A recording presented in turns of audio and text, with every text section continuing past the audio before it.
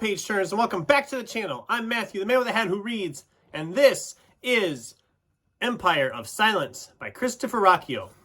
It's a big boy, 700 and some odd pages, but I loved this. We're gonna jump right into it. I devoured this book. I had such a good time with this book. So background, let's just start with the synopsis for those of you who don't know what this book is about. It was not his war. The galaxy remembers him as a hero, the man who burned every last alien sealson from the sky. They remember him as a monster, the devil who destroyed a sun, casually annihilating 4 billion human lives, even the Emperor himself against imperial orders. But Hadrian was not a hero. He was not a monster. He was not even a soldier. On the wrong planet at the right time for the best reasons, Hadrian Marlowe starts down a path that can only end in fire. He flees his father and a future as a torturer, only to be left stranded on a strange backwater world. Forced to fight as a gladiator and navigate the intrigues of a foreign planetary court, Hadrian must fight a war he did not start for an empire he does not love against an enemy he will never understand. So, background on me reading this. A lot of different booktubers were talking about this book. I had never heard about this book prior to joining BookTube. I was watching some BookTube videos before I actually started making videos, and a lot of different times I would see it in the background, you know, sitting on a shelf, usually a hardcover edition with its sequels. And I'm like, why does everybody have this book in the background? It seemed like everybody I was watching had this book in the background.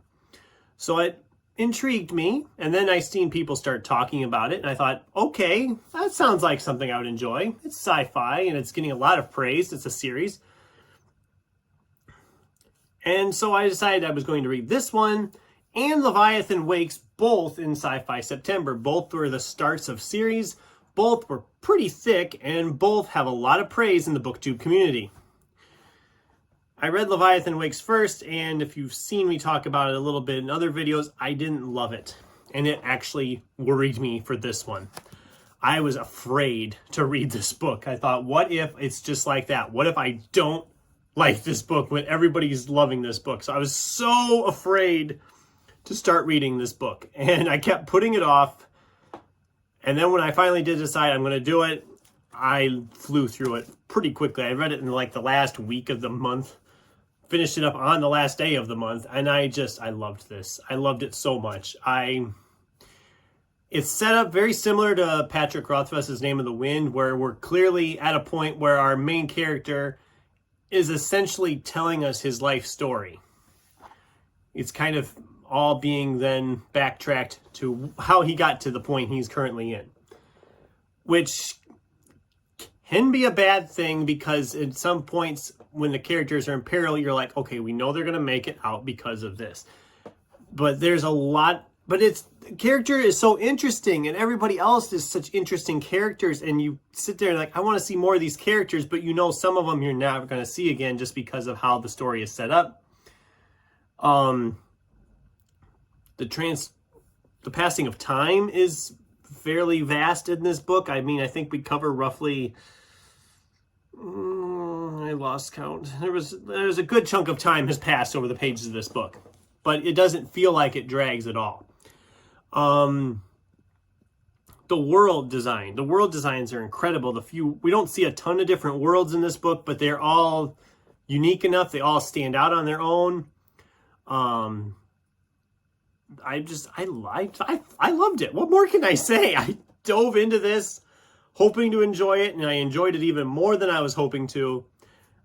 It is a clear front runner for my book of the year, which is saying something because I have about 3 or 4 other ones that I, at the time, finished reading, said they were clear winners of book of the year. So it's going to be very interesting when I make my best of the year list, because I'm going to have to sit and narrow it down from some really great books.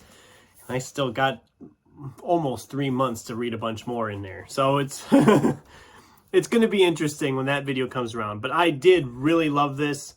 I want to get my hands on the sequels. I think the 5th book comes out in December. I'm not going to be ready for it at that point. I probably won't get to any more of this series until next year, just because, well, one, I don't have any of them on hand right now, and I haven't gotten anywhere to get them. And I already have a bunch of books lined up for the rest of the year, so I probably won't get back to this series until January at the earliest. But never say never. Maybe I'll get the second one, decide to squeeze it in December or something. Who knows? But yes, if you're looking for a great sci-fi novel, it isn't too hard sci-fi. I can't recommend this one enough. I gave it 5 stars. I absolutely loved it. And Christopher Ruochio is an author I'm going to continue to check out and support onward through this series and whatever else he writes. And those were my thoughts on Empire of Silence. What did you think? Have you read Empire of Silence? What were your thoughts on it? Does it sound like something you'd enjoy? I'd love to get a discussion going in the comments down below. Thanks for watching, and until next time, keep turning pages.